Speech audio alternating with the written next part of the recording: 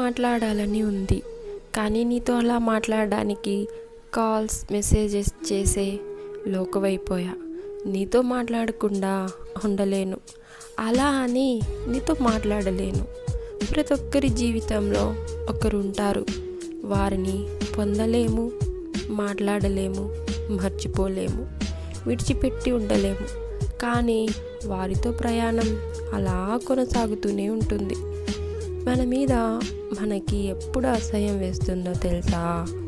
మనకి కొంచెం కూడా విలువ ఇవ్వని వారికి మన మనసులో అందరికంటే ఎక్కువ స్థానం ఇచ్చినప్పుడు.